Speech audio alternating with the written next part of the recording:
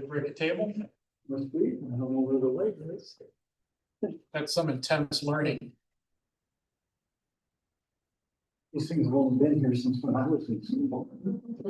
Just a couple years, That's a long time. just a few years. That must have been the one of, like, They would last couple meetings, I think it was this table, because they had a book under it, to like. Is it support really? it. And that's the- Let's see, We think they're the original. I think they are. I wouldn't be surprised. So let's see. I don't even know how many years I've been in school, I'm trying to think. So this is old. Maybe the.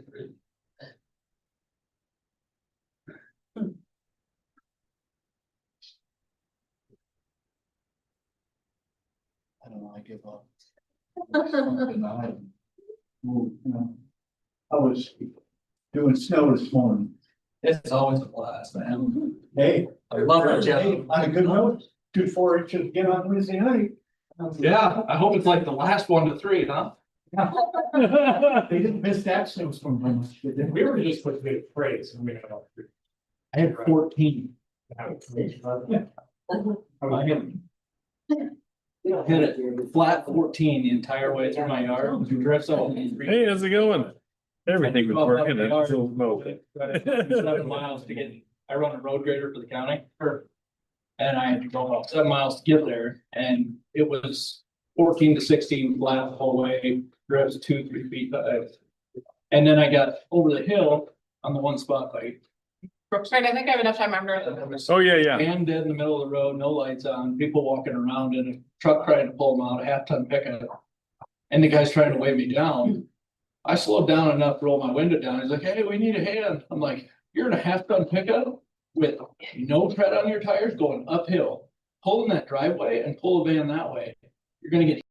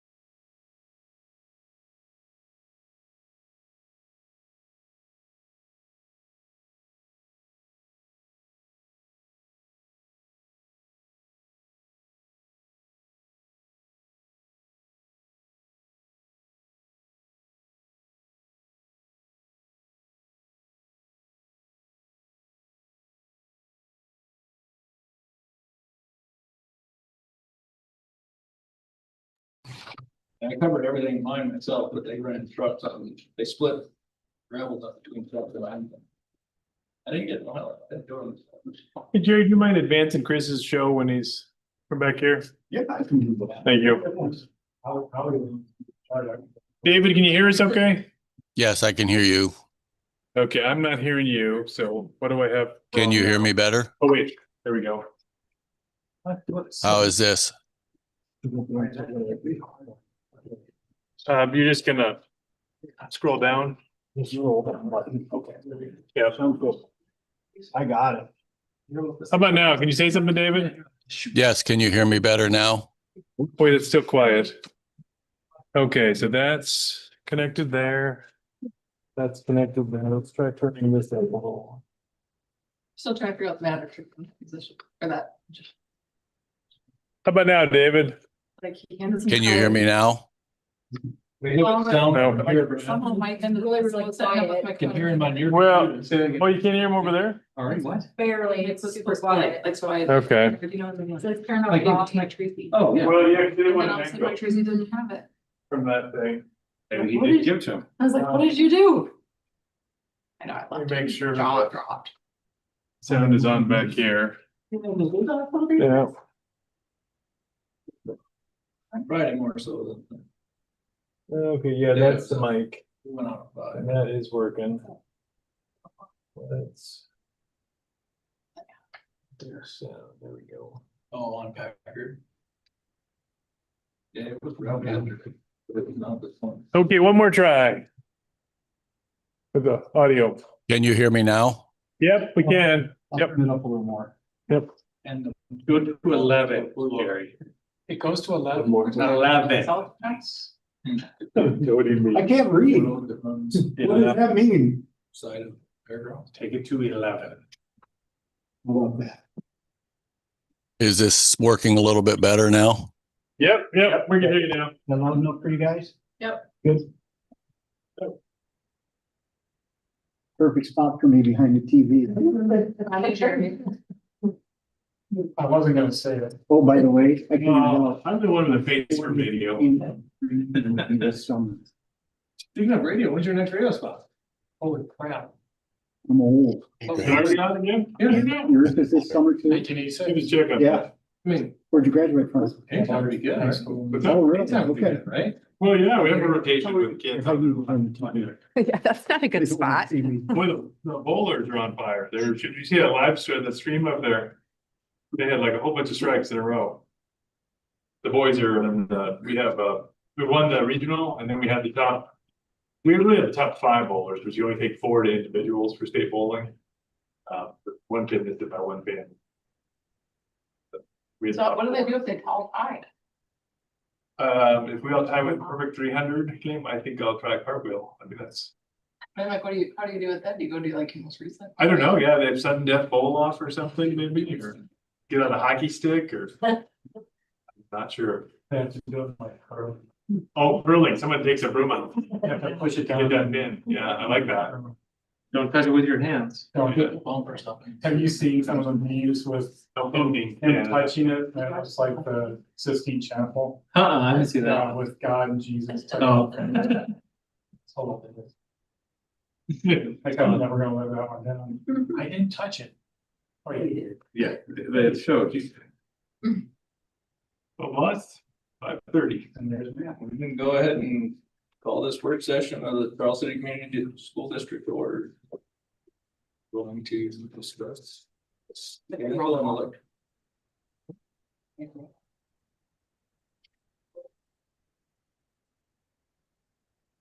We're doing that. No, The work session. it's the work session. They're gonna, After. there's a discussion item. Sorry, Bruce. To see when he says boss. he's on. You got. Well, we're going to discuss mechanical and electrical building assessment summary. So Leaves off. I see that Matt's on. I don't know if he has anything specific he wants to say, but I want to thank you guys for taking the time. Obviously, we've been working on the mechanical, electrical, plumbing study for a little while. With Modus primarily doing that heavy lifting. Chris, do you mind going to the mic so David can hear you in Florida? No problem. Thank you. So as I said, we've been working on the mechanical, electrical, plumbing study for the high school for quite a while. Modus Engineering has been doing that part of it. You've seen drafts of this before, but now we've finalized it, having gone through all the work pre-referendum and following up on that. So I'm going to have Holly go through the actual report. You'll see at the end that we kind of split things out a little bit. Originally, we had all the numbers as one big number that came up to roughly that $4 million that you folks had approved late last year or last year. We've broken that out kind of as a quick project that we can do this summer. And then another project that would probably happen next summer or next year at least, just because of the timing of trying to get all those drawings done and get it out for bid, but also kind of lead times on some of the equipment, we haven't verified some of that, but some of those materials are gonna be longer lead times. So this gives us a chance to make sure that we do something right away, to kind of satisfy what the public wants to see as something happening in the building. And then we'll follow up with the second part of the project as time permits and hopefully as quickly as we can. But we're gonna have to work around, obviously, the normal school year. But Holly, if you wanna come up and just kind of run through, and then when we get to the numbers, I can come back up and help kind of run through that. Great.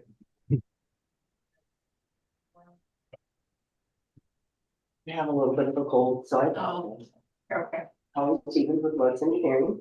I'm a mechanical engineer. All right, so feel free to stop me at any time, ask questions. Just gonna run through, go to the next page. There we go. We'll talk through the existing system a little bit and then run through phase 1 and then phase 2. As you know, the existing system does not have cooling, so you don't have conventional cooling, I should say. You have the window air conditioning. You have steam heat and very inefficient heat at that with steam boiler.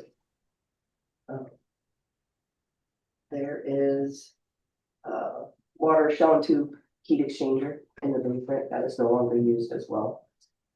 The system leaked. We removed that in the science classroom with the rooftop units. The existing building automation, the control system, is pneumatic, so that's an air system. It isn't working very well, so that'll need to be upgraded to digital controls. That's kind of the standard 21st century controls. All right, next. Thank you. The CTE area. So phase 1, what we're thinking about is splitting it out into having the CTE area completed, smaller. We don't have to upgrade the electrical. The reason we're splitting it out is because the electrical needs upgraded and it could take months to get the equipment in order to upgrade the electrical. So to have a system that we can do now, that's the area that we have chosen. Could be up for discussion, but phase 1, that's what we talked about. And then completing I'll go back, sorry, the CTE area. So the 3 classrooms in the CTE, putting rooftop units on, that would be gas-fired BX rooftops. And then in the shop classrooms, having some sort of ceiling fans. They're called big ass fans, the big industrial fans, to help provide cooling as well as exhausting and ventilation through exhausting. And then the art room, we would replace the clay traps to have working clay traps. And then the kiln exhaust fan, having the new ductwork to exhaust the kiln and then replacing the existing fan that is not operational.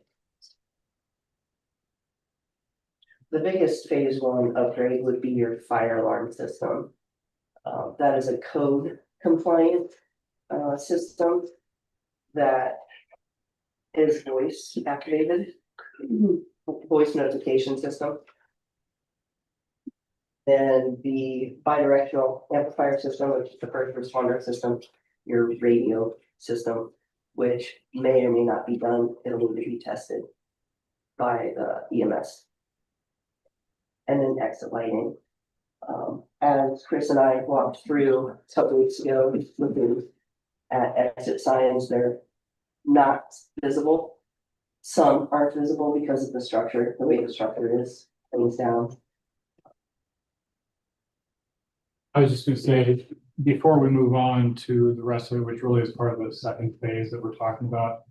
We chose the CTE wing because that's one of the things we heard the most throughout the entire process last year. It's one of the worst areas as far as, heating and cooling. It's just always really hot out there. And again, as Holly said, that's an area that we can segregate off from the rest of the project pretty easily and do economically within the first phase. The other things are kind of the low hanging fruit. It's the lower cost items on the list, but also the things that have the biggest impact from a life safety standpoint. So the exit lighting, the notification system, as well as making sure that EMS has good signals inside the building when they're here for an emergency, so they're ready for them throughout the building. We don't know for sure, as Holly said, whether or not that's gonna be required. It just needs to be tested. If it turns out that we need to do that system, then that's part of that first phase cost. Any questions on the phase one? Do we look at pricing? Phase one, or do we do that? Let's just go through the rest of it, and then we can talk about the pricing at the end. So phase two includes the rest of the building, the gymnasium. Pause you there, quick. So phase one would be like the summer of 26. Correct. Yes. That's what we're thinking for our timeline of phasing. Yeah, we believe that there's enough time here between now and the beginning of summer, right after the school year lets out, to get the designs done for that area, as well as the other systems that we talked about, and then get it out for bid, get it in for permit, and all that stuff. And the equipment that we're talking about in that phase two shouldn't have really long lead times. So we should be able to get those pieces of equipment in time that it could hit the ground running as soon as summer starts and be done essentially by the end of summer. A couple of things may spill a little bit in the school year, but hopefully nothing that would disrupt classes. And this might be getting like way ahead of ourselves, but when you talk about like putting it out for bid, is the company that would do phase one in theory the same one that's gonna do phase two? Potentially could. It just Do we depends. want? Wouldn't that be like, It does would it be, matter? it would be more advantageous to do that, but again, we may or may not be able to lock them in at that point. You might lose some economies of pricing if they know they're gonna do phase two before they know exactly the details of phase two. They might not put a sharp of a pencil to their numbers, so it might be worth putting out to bid, especially since it's gonna happen, the 5 to phase 6 two part? Yeah, 5 to 6 months after phase one. Yeah. And again, with the equipment that we're talking about, any mechanical contractor would be able to get that equipment, or electrical contractor. So it may not be as critical as if you had a general contractor. The other thing that's worth noting is when we get to the pricing, you'll see that the numbers aren't the same as the ones that were in the report before, because we've added in some costs for some of the cleanup that we're gonna have to do from the architectural side. So for example, if we were working in this room, we would have to take the ceiling down to do the mechanical and then put a new ceiling. So we've added that in now, so it's taken into effect, at least those architectural elements that need to be taken care of at the same time. So we'll just follow on the heels of the mechanical to get those things repaired as well. And one more item on the phase two. It takes a while to design that system, so if we design phase one and phase two at the same time to get a single contractor, we wouldn't be able to do the summer work. Yeah. So trying to pick off the low hanging fruit and items that are quick to design. May I jump in here for a second? Hello, everybody. This is Matt. Hopefully you can hear me. Can everyone hear me all right? Yeah. Every turn up just a little. Yep. Yeah. Will do. Thank you. I was just going to add a point here. As Chris and Holly talk about this, the only thing in phase one that would really be, affected by that is the mechanical units in the CTE area. The other items that she has here really doesn't matter, who we do at what time. Exit lighting, the EMS, those are all kind of independent systems. So we also aren't biting off too big of a chunk there that we would be concerned about not having the same contractor. The issue really is more controls, I think, and Holly, you can jump in there if you want to talk about that. Yeah, as far as the building automation controls, is that what you're talking about, Matt? That's right, with a phase one and a phase two concept here.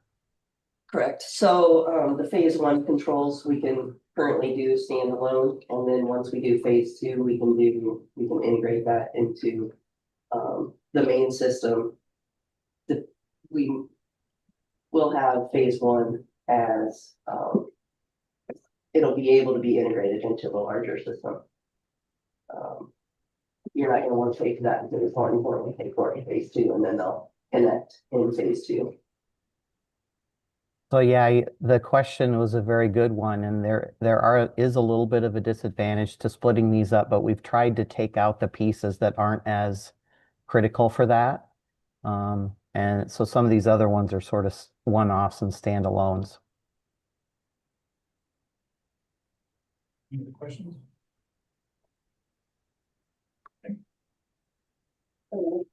So phase two, the gymnasium, It currently has heating only, steam heat, again, pneumatic controls.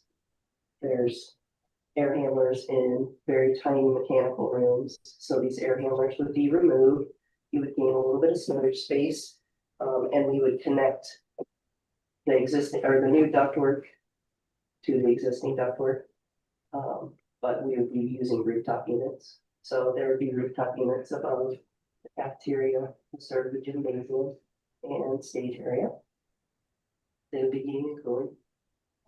So we would have some architectural work for the roof and ceilings. You have to pay for the removal, like the garbage disposal of these like old school units. Mhm. And with where they're, it's a good question, and with where they're located in the building, they'll, without ripping out walls and everything else, they'll have to be taken apart in pieces and taken out. So there's a cost there, but that would have been there no matter what. Is there like a health safety concern about like taking those things apart? Do we know what's in them? Shouldn't No. be, I mean, No, you've had it's it. just metal. Yeah, and you've had the assessment for hazardous materials done on the building. Really, the only thing that was identified, although, you know, there may be some pipe insulation and things in the tunnels that maybe didn't come up in that report. The main thing in the building that they found was that tile, the floor tile. Everything else seemed like it was pretty well done. And again, as Holly said, the mechanical units are largely just the metal that makes them up. There shouldn't be hazardous. It's not like you've got a bunch of freon or something. Lead paint. Yeah. Like it. But And the yeah, piping in the tunnel will be abandoned. There will be some abandoned, piping, but most of it will try to get removed to make it clean and nice. Sure. So, I know having extra storage space is always important. All right, middle school wrestling room. That is currently, it has an AC unit, steam heater, and a couple of portable dehumidifiers. We're proposing to replace the steam heater with an electric heater. It could be gas. We'll see when we get to the electrical sizing, which it is. It's always better to do electric when you have gas and you have combustion, products of combustion, so you have carbon monoxide. Try to avoid carbon monoxide in the school when you can, but we will have detectors. Hey, Holly, could I Sure. ask you to go back once? I want to let the rest of the board know that there was some discussion regarding the last item, and that was cooling for the gymnasium. That was debated by your committee as to whether it was something that we wanted to do. Holly, could you explain to them what we're losing if we don't do that, or the pros and cons of that having to do with ventilation? Sure. So gymnasiums are required to have ventilation air, so raw outside air coming in. So if you don't do cooling, that summer outside air required is not going to be able to be dehumidified. So then you could have, if you have a wood floor, it can expand, you can get mold. Usually what happens in the gym that's heating only, they shut the outside air damper and there's no ventilation. So if you want a healthy building, you want to have code required ventilation, we recommend cooling, and then we have a dehumidification coil, and so it can reheat and dehumidify the gym. Which is upgraded controls. And we have exhaust and economizer and lots of engineering terms, but you could do free cooling with economizer in the spring and the fall, so you get a cool for free. You open the outside air damper when it's 50 degrees outside and you can cool the gym pretty nicely. Is that there's- manually? They have to go do that, or does that No, like there's digitally know? controls. It should be You. set it and forget it. yeah, system Oh. controls. I guess what I'm hearing is kind of like overall dehumidify the air. Yes, when you cool, you can dehumidify. That's the best part about cooling. Just like dry everything out. We can set the gym to like 84, right? I'm kidding. Just for old. In the winter. For old school sake. Right. Thank you, Matt. All right, any other questions on the gym? So that is an option. So when we go through the pricing that we have is cooling. Since it is currently heating only, we could be that and do heating only, but just understand that that's not what we recommend doing. Middle school wrestling room. We propose replacing the unit heater with electric, and we do recommend not investing in the cooling at this time in the wrestling room, mainly because wrestling is a winter sport. If it is going to be a summer operational system, then we would recommend cooling. I guess I would ask that question to you guys if the middle school wrestling room is occupied in the summer. It could be, but So David and I is it actually gonna talked a bunch maintain about the- this, Okay. because it just doesn't seem like there's a good reason to put an air conditioner in there.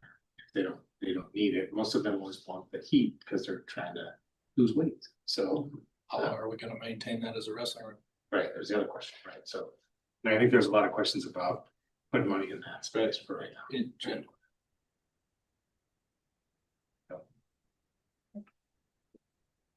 I don't know, it's like, to go back to that, if the rest of the air in the building is cooled, will that somehow move into that or not? That room is really separated from the rest of the building pretty effectively. It was a one-story addition slab on grade that was done after the rest of the building was built. So it's separated enough where I don't see that being an issue.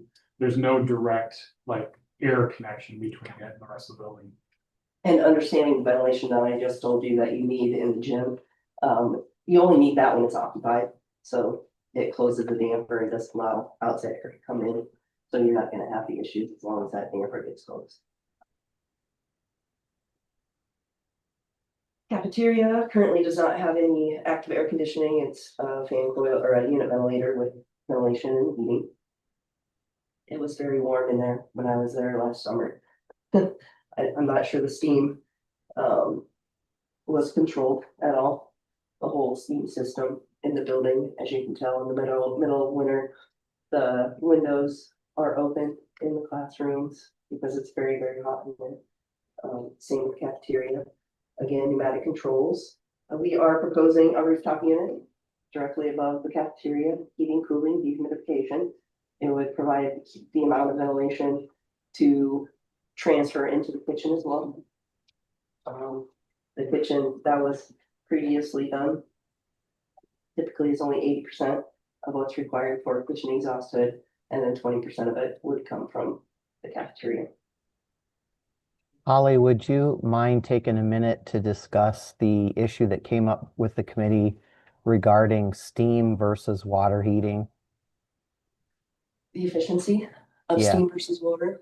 Yeah, I think that at the committee level, we talked about, there's been some question as to which is the most efficient way and which way heats better and that kind of thing. So just that little discussion that we talked about.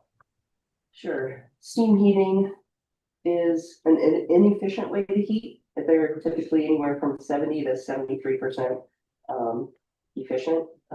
Hot water heating through boilers, condensing boilers, they're anywhere from 85 to 97% efficient.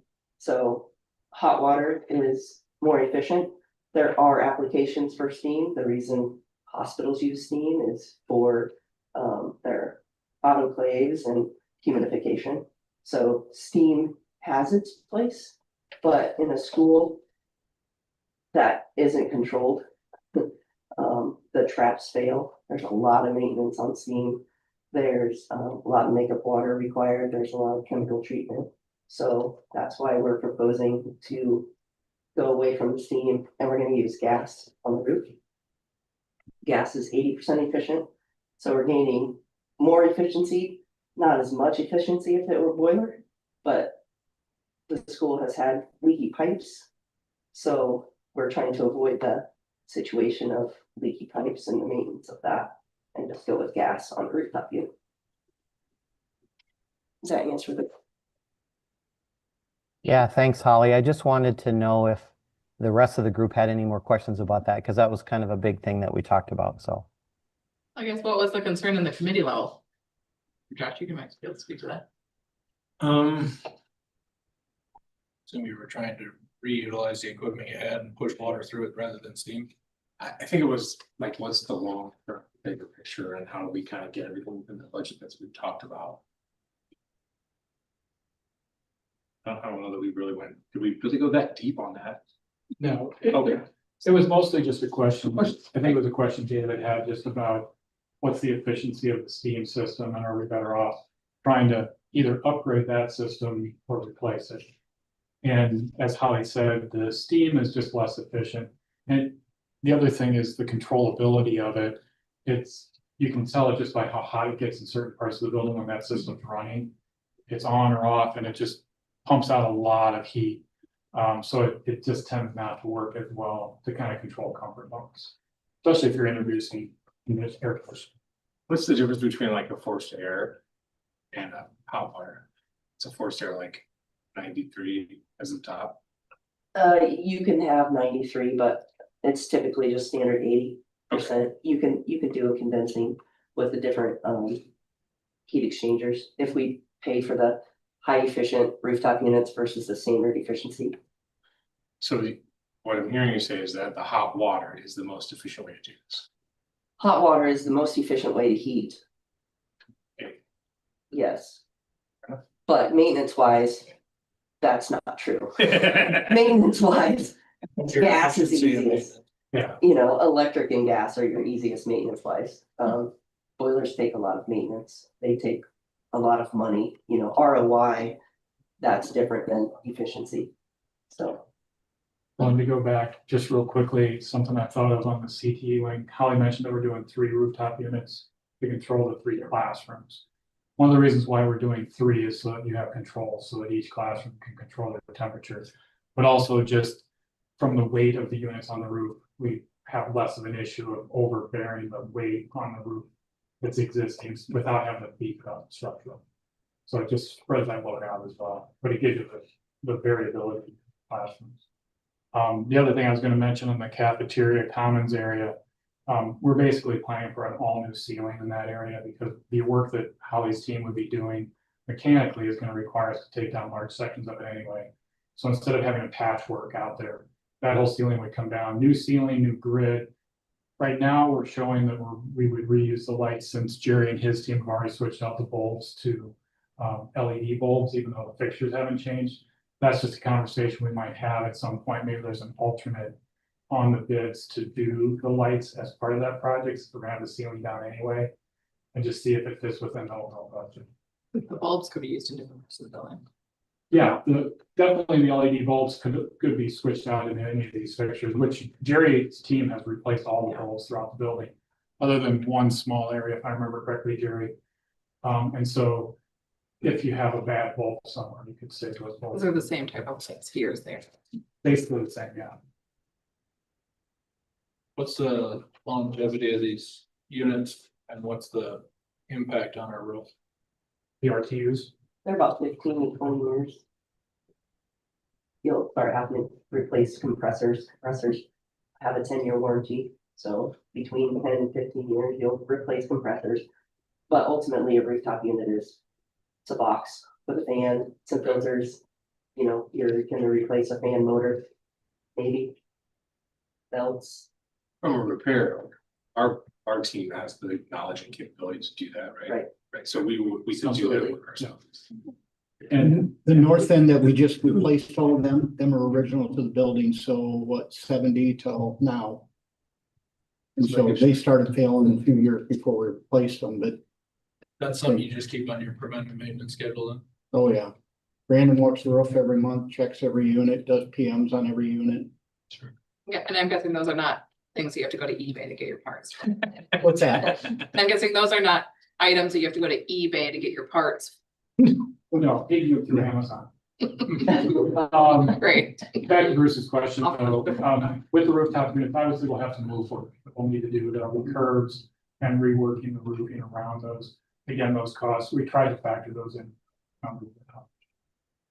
Just know we've put a lot of money into roof repair in the last 15 Yeah. years and we're Yeah. back in the rotation. Well, and ideally, what we would do is because you have a warranty on those roofs that were put on, we would encourage whoever's doing the project to use the same roofing company, just to ensure that the warranty is not voided, that they're involved.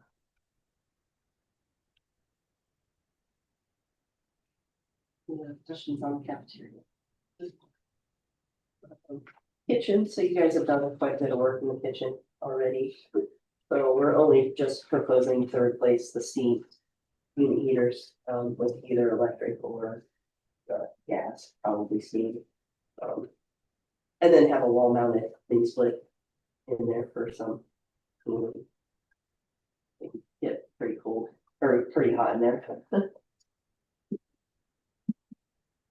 Admin offices, so the existing system in the admin office is just steam heaters along the perimeter walls and pneumatic controls with a couple of window air units in the exterior offices. We're proposing to replace that with furnaces. We'll have a furnace controlling the north area, the west area, and the east area. And then there's another area to the north with a ventilation unit, energy recovery system, a backpack ERV that would sit on there and handle the ventilation. So that way it would use the furnace for dehumidification of the ventilation unit. Part of the reason why we went to the furnace system in that situation is because of the structure of the roof over the admin area. It's not the same structural concrete tees that are over the rest of the school. It's kind of an odd brick type structure. Yeah. So we're just not confident that the roof can support the load of the RTUs. So that's why we went to the furnaces and ground mounted condensing units. Right. Almost more of a residential situation there. We're thinking the furnaces would be in the basement. Or there's also mechanical and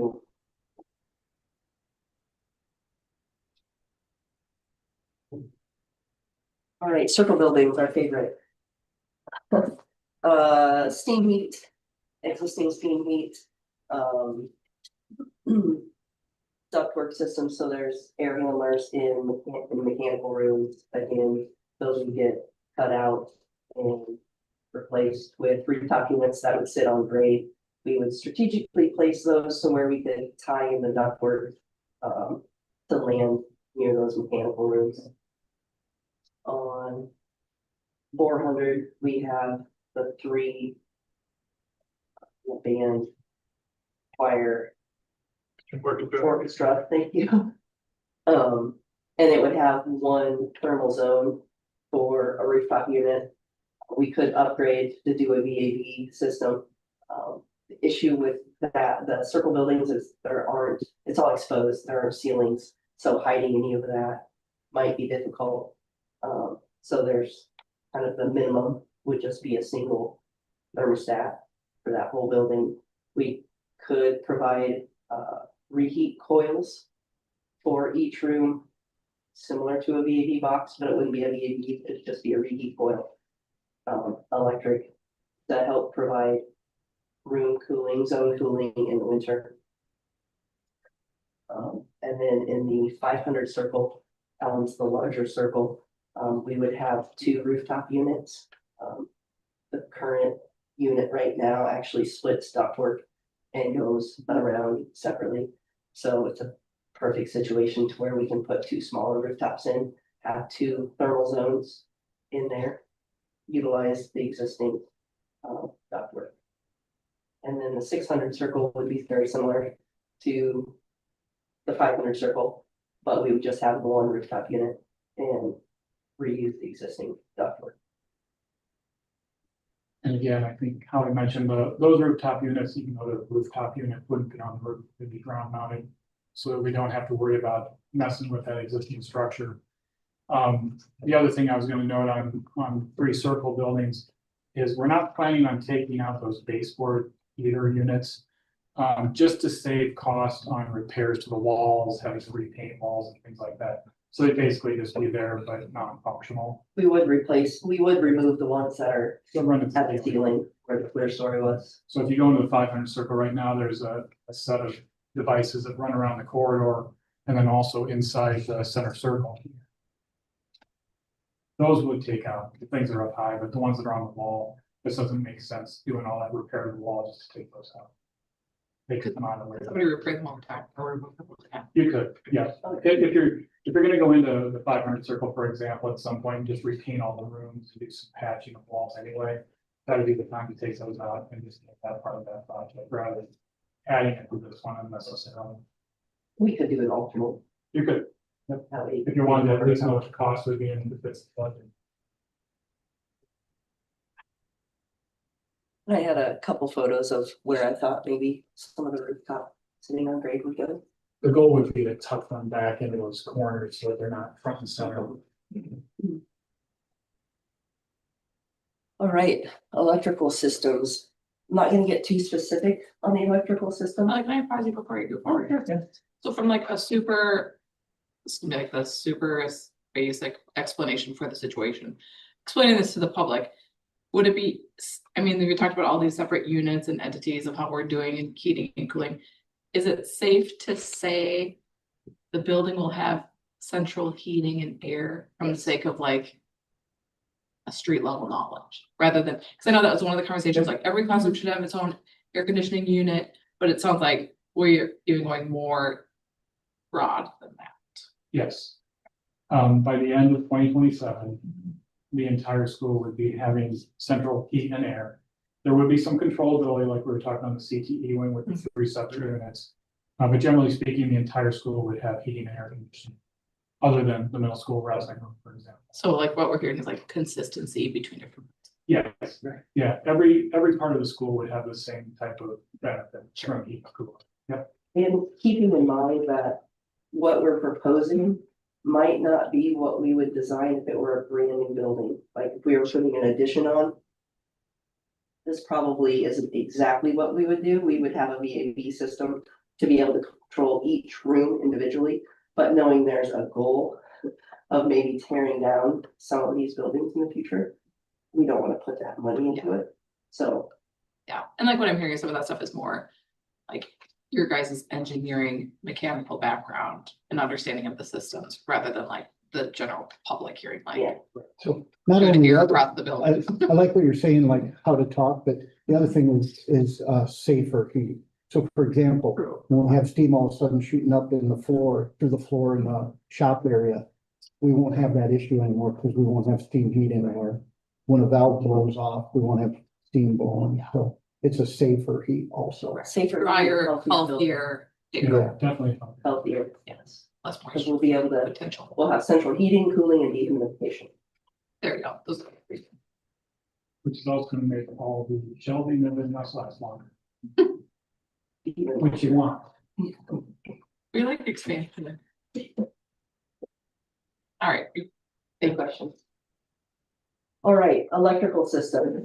I'm gonna say the electrical systems in the building is undersized in order to add cooling. So cooling takes a lot of electricity, a lot of power. It's going to cost more to run a building with cooling, keeping that in mind. So as far as the different systems, the different buildings, they all come from a central location down in the CTE area. So that's gonna be our main entrance that will be upgraded. And then that serves the system in the boiler room. That serves that side of the building. So in order to do any cooling in the other parts of the building, we have to upgrade the electrical entrance, which takes a little bit of time to design and takes a lot of time to get the equipment. That's the lead time that we're talking about. So in order to get a transformer, in order to get the MVP here, it could take months. So. It'd have to be created uniquely to the space. Actually, we've got some money in there. Right now, the switch gear and all that on the end of the CTE wing is in a room that doesn't really meet code about the distance in front of the panel and everything else you need. So we're gonna, as part of that phase one, we're gonna expand that room a little bit. So we'll steal a little bit of space from that one classroom right there in the corner. But we're talking 3 or 4 feet. It's not gonna be a lot. So we're gonna do that as part of phase one. So we're ready when phase two happens to go ahead and switch that gear out, and we already have moved that wall, done with that. And as we said earlier, the CTE wing, the load that comes with those 3 units is small enough that we think the existing system will handle that without having to do the upgrade. That's another reason why we broke that off as a separate piece. So we wouldn't be overburdening that electrical system. Gotta look for, am I accurate? Yeah. Very good. And again, as Holly said, it's a big cost to replace that electrical, and it takes a long time to get that equipment. So that's why that moved into phase 2 as well. Shouldn't other things be started before the other stuff? You're asking all the right questions, Catherine. So one of the thoughts that we have, and one of the reasons why, when you look through this, we say that phase 2 isn't starting summer of 2027, it's starting in 2027. Because there are opportunities for us to get under contract with the general contractor and start ordering some of those long lead time equipment pieces early in 2027, or as soon as the bids are done and basically gotten under contract with the GC. And then, you know, you've got spring break, you've got a couple other breaks in the year where maybe they can get in and actually do some of that work to prep for summer 2027, so they can hit the ground running as soon as school lets out at the end of the 2026, 2027 school year, and get as much done before the end of the summer as they can, especially the things that are gonna be most disruptive to the class, to the students. So that's one of the things we've been thinking about, talking about, is how can we kind of front load phase 2 earlier in the year so that we're ready to move forward and not have anything really kind of disrupt school. So you need like the new transformer and electrical stuff before you can turn these things on. Right. So you can get, for example, the transformer is a great example. We can get the transformer, get it actually installed and placed on a pad. And then once we're ready to make the switch over, just switch it over to from the old transformer and then get the old transformer out. Which we've had conversations with the utility company, and some of this could be pre-purchased. Nice. In order to get it to come sooner. So once we have all of phase 2 designed, we'll know the accurate size of it. Feel confident, be able to pre-purchase it if needed. You can place units and all that stuff. Before the Right. transformer, Oh, all that's in place too. And again, Just- they can't flip the switch. That's what I was, we can't. Right. And that's the same Our thing. current system wouldn't support these. But that's the same thing, Bruce, with the rooftop units, like we were pointing out. We can order those, get those installed on the roof and just not punch them through the roof yet and make the connections until school's out. Are they covered by insurance if you get them and you don't start them? They, 18 months from ship date is how long they're covered for warranty. Or It 12 doesn't months, include when you turn them on. Just you own it them, is as soon as you have purchase them. them. It's 1 year from when you have them. So, You but can't I don't have think super early. the smaller rooftops, they're not a long lead time.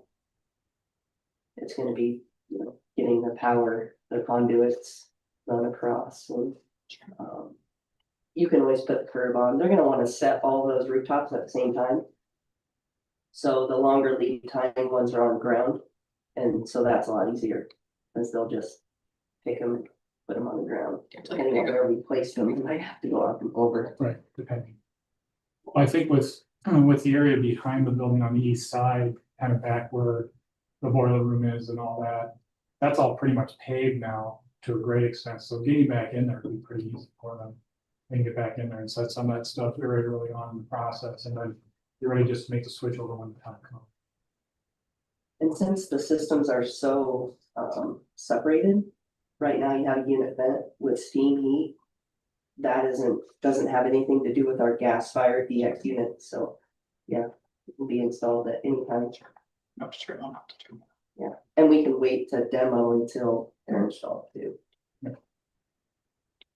Okay. Now the fun part. The money time, So, as you'll see, as you'll see, the phase 1 cost, as we said, includes the CT area. Easy, kind of least expensive items like the art sink and the kiln exhaust, we put those in there because it kind of made sense just to get those done and out of the way. So we have to worry about it in the future, and that's got the fire alarm system, the BDA system, the exit lights. So that with design contingency and soft costs, including design fees, permitting, and all that, comes out to that. And 960,466 late in the day. So that phase 1 that we think can be accomplished in the summer of 2026. The rest of it then goes into that 2027 construction period, you know, bidding it this fall, hopefully, or, yeah, this fall, now in 2027, almost into March. Bid it this fall, so that we're ready to hit the ground running right away in 2027 with that pre-ordering of equipment, et cetera. So we can get this all accomplished next year. And again, it includes the circle buildings, the admin, the gym, cafeteria, kitchen. The minimal amount of work we're talking about in the middle school wrestling room, and then upgrading the electrical service for the mechanical. And then that's the $3,206,000 that we've got in there for the budget, again, including design contingency and soft costs, fees, et cetera. So that breaks that out into two. And part of the reason, one of the things you'll notice about this report that's different than the draft reports we provided before, is this doesn't talk at all about the elevator or the addition that was intended for that, which Holly's report used to have some money in for. What we determined was that these two phases were going to consume that $4 million pretty much. And we wanted to make sure that those projects moved forward and that you were able to use that $4 million as you had intended, as you told the public in the timeframe they had in mind. Implementing these two projects gives us the time to really kind of think about what the priorities are on what you might do with some additional save money if you have some available, which sounds like you might. What would those projects be? And then we can really kind of hone in on what those are and which are the priorities, so we can kind of map out a plan for that. It gives us time to kind of work that out. So we're not, you know, throwing in elevator or something like that now when we really haven't thought through all that. That's kind of why that ended up the way it is. And if you go back to last year when our meeting to talk about the bond, we mentioned bathroom remodels as a big part of it. Electrical, we mentioned air conditioning. Was there one more thing you mentioned? In the initial $4 million. In that initial talk from last year, yeah, that kind of. And then in subsequent conversations, we've talked about the desire to have the wrestling move back to the building. Possibly with access to that balcony in the gym, being able to put the weight room there, what that looks like, glass wall, whatever, to kind of highlight that as an element. And then putting the wrestling back where it was originally in the wrestling room. We ran into some things as we were evaluating the building even more in depth than we had before. They kind of made us rethink where that elevator would be and how that would connect. And we did some code research and some conversations with the state actually on what they would allow for access to provide to those, which should be less expensive options than the addition and elevator corridor that we have on the west side or the south side of the building. So those are all things, it just didn't make sense to really push those through quickly when there's some additional considerations I think we have to take in. Other questions? Anything else, Matt, that you wanted to add? No, I think we're going to get into this in a minute, but we also wanted to have this ready so that you could act on it as quickly as you could. And I believe you've scheduled a meeting after this to do so, should you wish to do that. The reason for that was because it is going to take some time to even design phase one, and we know we want to get that started. So if you do have any questions about any of this, about the rationale, we did have really good discussions with the committee about all this. So we're just hoping that we've got the information that we need to give you to make some decisions if you can. And then we'll proceed with phase one if that's what you all decide to do. And then we'll get a little bit more serious about phase two after that. Kind of in conjunction with that, the other thing I wanted to say about phase one, we're going to bid that first. So if the numbers come in higher or lower than what we're estimating, because again, these are really high ballpark numbers that we're working with right now. There's research behind them. But again, you never know what's going to happen in the bidding environment. If the numbers come in a little bit higher, then gives us the opportunity to reevaluate some of the things we're doing in phase two to make sure we bring that cost back to $4 million. Or if there's additional money available, maybe there's an additional thing that we can do in phase two that we have to find.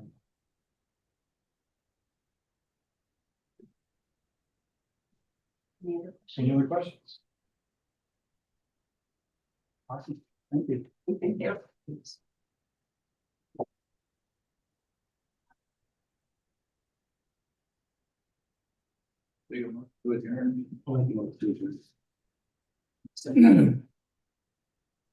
Dr. Burnite, excuse me, did you want to talk anything more about some future projects or funding beyond this in this meeting? I guess we could, or we could wait till I mean, I guess we could. But the board made 2 motions, so. I haven't had a second yet.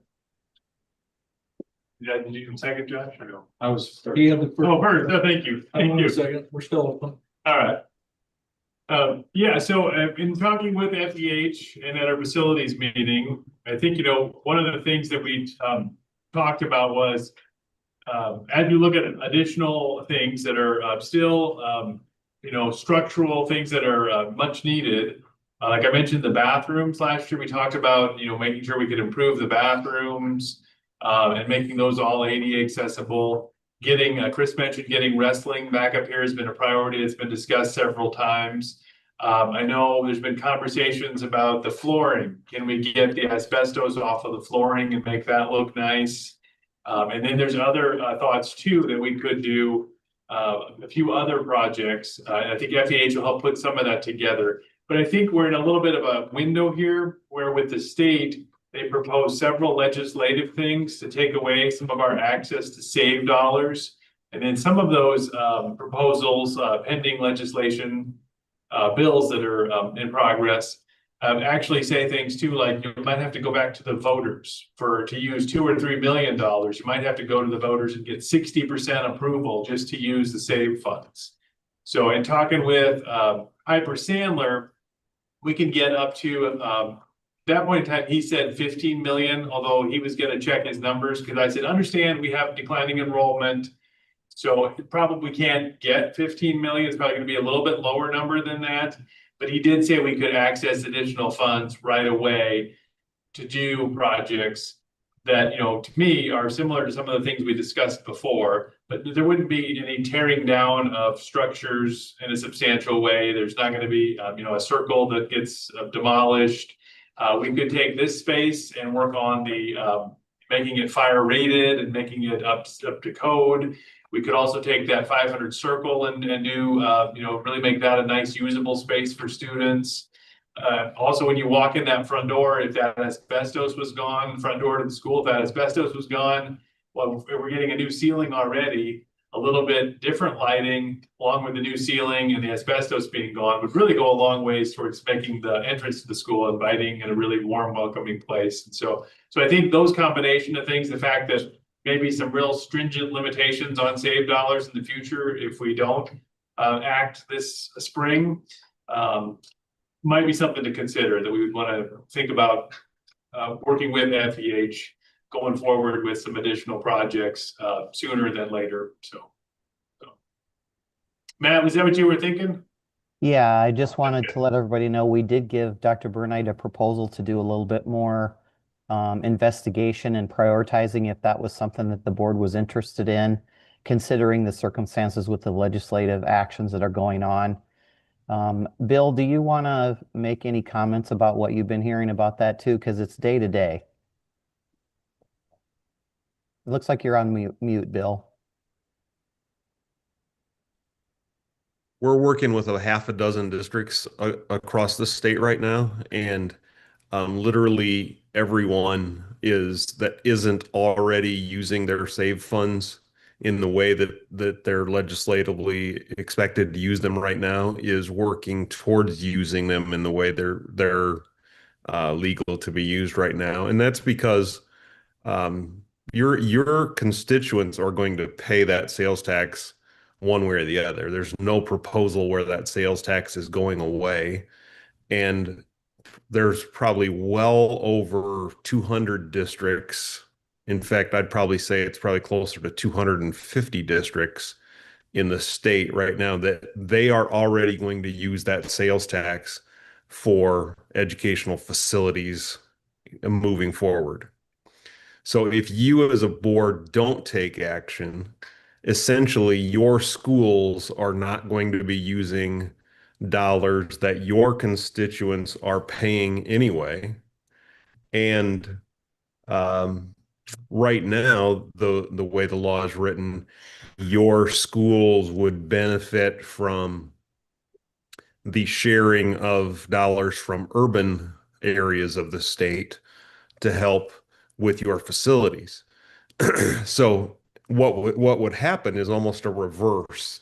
if you don't take some action and then those dollars end up going elsewhere, your folks are going to keep paying the sales tax dollars, except your dollars aren't going to support your schools, where about 250 districts across the state, their sales tax dollars are going to help their schools, and your tax dollars are going to go other places. And so really to kind of keep yourself in a even playing field with the vast majority of the state, Piper is making the recommendation and is having a lot of support from districts and boards and administrators across the state to move that direction. The professional organizations in Iowa are encouraging their schools to move that way if they're not already, and so we're doing the same. Where I think you're just using tax dollars that are available to you as a school district for schools that you will lose otherwise. And then you're right now, you're in an advantageous position to be able to use tax dollars that are yours and urban generated dollars. And you're going to go from that advantageous position that's available to you until legislative action is taken.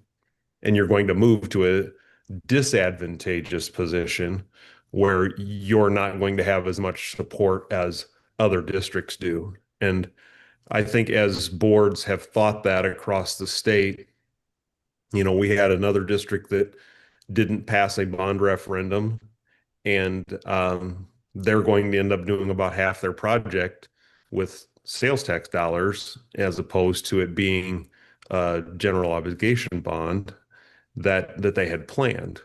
So you are in a position maybe not to do half of your project, and maybe you wouldn't even want to do half of your project just because of the unique configurations of your building and so forth. But there are parts of your building that you plan to keep, even if the bond referendum would have passed, you were going to keep parts of the building. And so to me, that seems a very reasonable recommendation on my part to you to maximize the dollars that you can, that puts you on an even playing field with almost every other district in the state, and take care of some needs that are pretty drastic. And that's a very different scenario than what was put in front of your voters. Your voters voted that they didn't want to pay more money. This is not asking them to pay more money. This is asking for the dollars that they're going to pay anyway to be used for schools. So it is a board action at this point, and we would highly recommend that that's a direction that you would go. We discussed one of the committee meetings, and I know Dr. Burnite has been in contact with Tim Oswald about the procedures for this, should you want to explore it more and do anything about it. It is sort of time sensitive too, because we are hearing that whatever legislative action happens, it may be go into effect on signing instead of having any kind of a delay that you could make action. So it's quite a timely issue right now in the next month, I would say, maybe even sooner. So anyway, Dr. Burnite, if there's anything else you wanted to talk about while we were on the line about that, we can. Otherwise, I know you have spoken with Tim and have some input there too. Yeah, I guess, Matt, my wonder is too, do you guys, for the procedure, we won't have your estimate of other additional projects. That wouldn't be completed in the next like 6 weeks or something to give us, okay, here's some things that we could then put a bond forward to kind of fund. Yeah, I think we probably could have something together. Okay. If you remember, the bond referendum work that we did was quite extensive. So we do have a lot of information to go on. We didn't organize it in that way because that wasn't what we were looking for at the time. But we do have information that we could use. And I believe the position that you would have, if you have done some planning and if you have got some, estimates and timelines and project sort of scopes determined, that would go a long way to helping your case. You don't have to have, I don't think, necessarily a whole plan put together of how you're going to do it, but a very good idea of what you might do as a course of action would be very beneficial. And I don't think it would take us all that long to put that together. I think that would be really helpful, because my worry is that, we still are accountable to the community. And if we say, we want $10 million to do some improvements, additional $10 million. And we need to be able to speak to what are those things, because our community, has said, we're concerned about, the spending money. And so we want to make sure we're good stewards of that. And so I think having those things like a more of an estimate on the, wrestling room getting put back here. What does 6 bathrooms to get those all up to code, ADA code? What would the asbestos coming out cost? What would a nice remodel of the 500 circle, so that's a usable space in a building, and then the 500 circle is going to be here for a long time. So, what can we do to make that a really nice usable space? And so I think having just some of those things would help us to be able to explain, here's what we're looking at with this money. And yes, there's a sense of urgency, because it could be taken away. In one of the proposals, 30% goes away within the next couple of years. In another proposal, to get anything passed, you have to then wait for one of the November elections and then get 60% approval for whatever the plan is.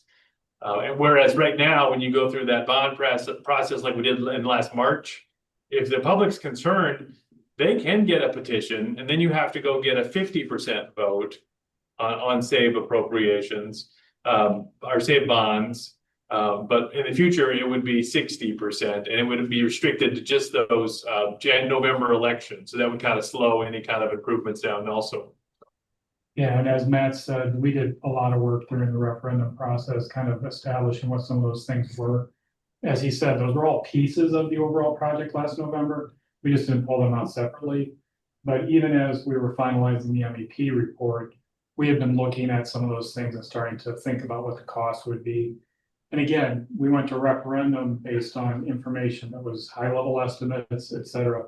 You'd be looking at the same type of thing here. So I agree with Matt. I think we could easily put something together in the time frame that we need to in order for you to get that in front of the board for their consideration prior to the legislature closing out their session for the year. Because I have a question on the funding and language. So in the bond, we had to be specific but general about what we were doing with the bond money that we were asking for. Do you have to be specific with what you're asking for the save dollars? Yeah, so because we went over the language we approved last March pretty carefully to look at it again. And what it did is it spelled out certain items that we would work on. But then if there were funds that weren't used, there was some nice language that said it would go to the purpose of the improvement of facilities in alignment with like our Pebble funds, or the you can't think of the term, our authorization for our expenditure of those kind of Pebble funds. And so there was a little carve out to be able to spend additional dollars if you use them. But I mean, to ask for the save dollars that we currently have available to us, is that just a board motion, or do we have to? It's that same process like last March. So there's a hearing, the 2010-day rule requires for public posting of it. And so then we have to give notice in every hearing. We just say we're using $10 million for upgrades at the high school. I can check with the attorney on that. I mean, That we might be able to speak that. That might give us some leeway between what FEH is gonna do and what we can like make a motion to move forward to borrow the save. Does that make sense? Yeah, I think we could be a little does. bit more specific for you than that. We could say part of the money is being used for ADA upgrades, part of it is building code upgrades, part of it is to bring the wrestling program or whatever program it is back. Part of it is for plumbing and restroom upgrades, both ADA and code, all of those types of things. So we could make a pretty good case pretty quickly for a lot of those things. And you're right, you want to be a little bit vague and general so that you have some room to move, but we could help you craft that so it's specific enough to make them understand that it's real. But it doesn't sound like it needs to be legally binding like it did the bond language. At least from my understanding, correct me if I'm wrong, Matt and Bill, I don't think so. I don't think it needs, you're not gonna be locked into it the way that you are when you put it to a vote to the public. This one. So the last statement. Yeah, like is- the 4 million you already allocated. Yeah, we just No, made. here we found it here, yeah. The last statement is, any bond proceeds remaining after completion of this project will be used for other school infrastructure project as authorized by the school district's revenue purpose statement. There you go. Yeah, so that allows a lot of discretion. If you had a little bit of leftover, let's say, you know, we get some ideas of some things that we all kind of think we should go forward with, that FEH brings forward. I don't know if we can get it by March 16th, our next meeting, that would be great if possible. I think Bruce made a good point, is like, when we asked for the 4 million, we didn't have to put anything formal together. That was board motion. $4 million. Right, right. Yeah. Yep. Improvements. And there's some language from the attorneys that said what we're gonna do with it. I think the best thing right Chris, now is, oh, we go had- ahead, sorry. we had worked on that bond to be, items be standalone or pick and choose as we went. And you guys had kind of lined that out. If you can break that down into line items for us, we Yeah, I can pick based on priority and we'll go from there. I think we could. It'd be a pretty high level, like Chris said, but it's going to be a list of 10 things and then you can prioritize those and have some costs and We did the same do it thing that way. through the modus report. at the start. Yeah, and I think, you know, unlike the bond referendum where it was just one big number, if we can provide a little bit more of a breakdown of these are the things that we're looking at, it's gonna help you with the public just to That's- explain to them, you know, here's what we're trying to do for the money that we're trying to encumber from the saved dollars. And if they have, like, if you hear a lot of voice one or the other, that Yeah. may give you some The context. sooner you can get a draft to the facilities committee, the better, and then it can be bumped to us Yeah. this next meeting. I Jerry? think one thing that would help Do us too to Right. understand this is you understand it's a lot of work to go through and do these things. So if there was some That'll be- idea of how much money we're talking about that might be available. I know that Dr. Burnite said that maybe it's $14 million, $15 million, and you may not want to spend that much. But if you said to us, hey, we want to at least have an idea how to spend another $5 or $6 million, you know, we're going to use it pretty fast. We knew we had a lot of needs, but then we won't be chasing our tails doing, you know, because we know what some of the priorities are. We've had those discussions already with you. But we want to limit it a little bit so we don't go farther than we need to.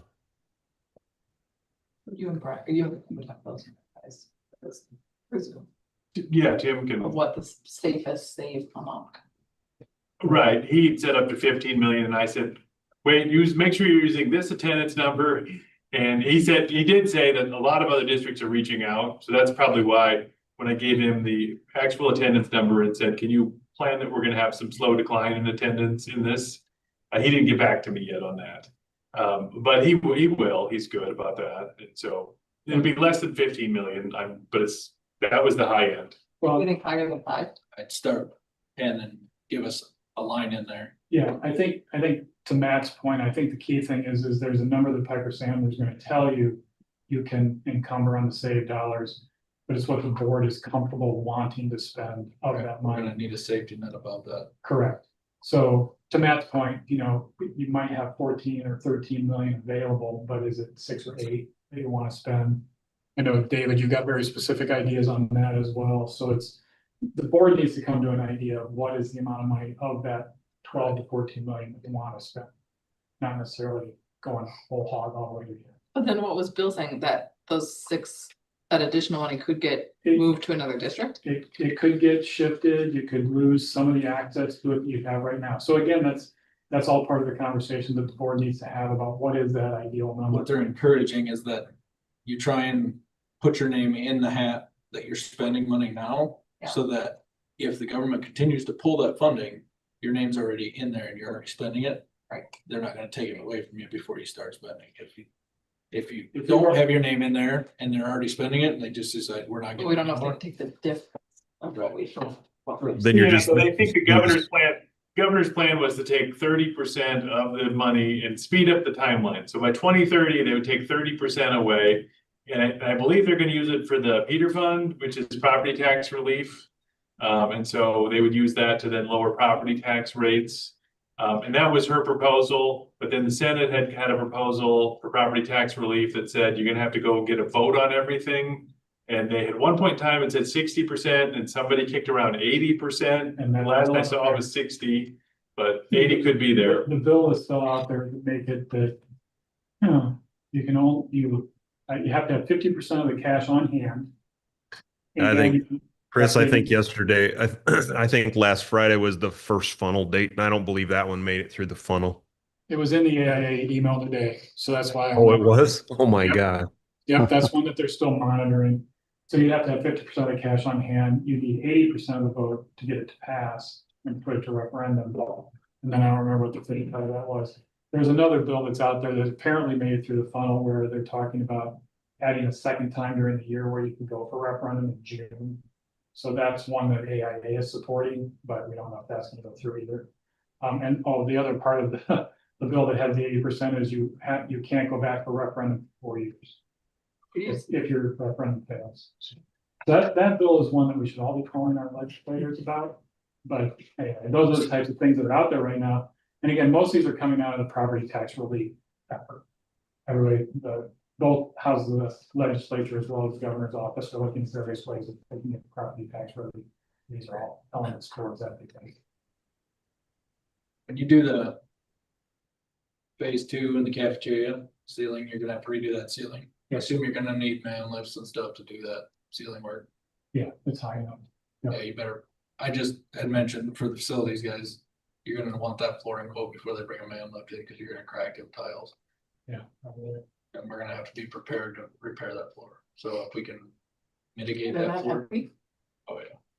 Yeah, and we can actually, at your point, Bruce, maybe we just need to bump that number up a little bit to make sure flooring in that area is included as part of. the And we had- cafeteria part. We had discussed, we've got a quote for that area already. Okay. Terry and I had worked on that, to Yeah. just go to a polished concrete floor. He can Little polish it. dots, little speckles. Well, whether he does that or just polishes, he's got the equipment to polish it. If we did the mitigation of removal Yeah. and just, we polish it down for at least a temporary time.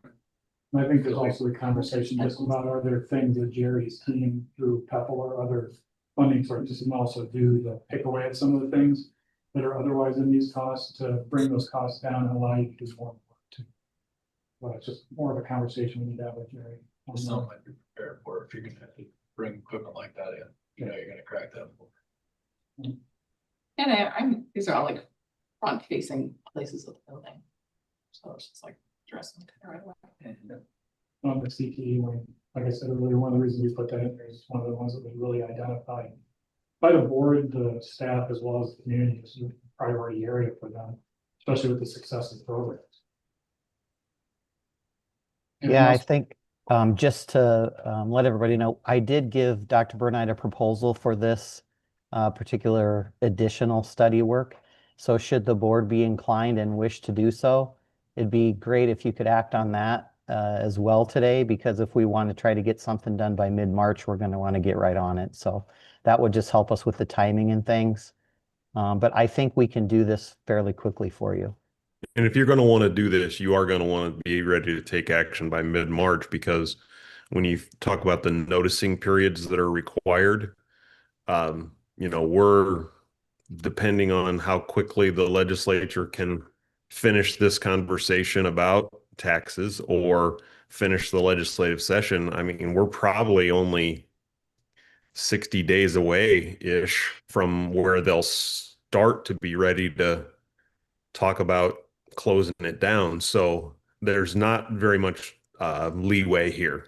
So March 16th would be the latest that you would want to take some action on that to start that noticing process moving along. And in fact, you'd probably want to notice the hearing even before your March 16th meeting.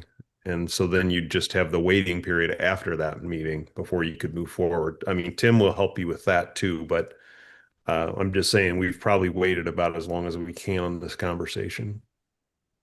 Yeah, Dr. Burnett, you could ask Tim for us what a good timeline would be to meet that mid-March, just so we know dates for notices and that kind of thing, and we'll work with it. Yep, we can reach out. Yep. And then Allers too, as far as they're good on that too with our Right, connection. right. Kristen Cooper, is it? I think she's been really good about helping us with the dates and timelines because we're going to bring forward the Pebble. So.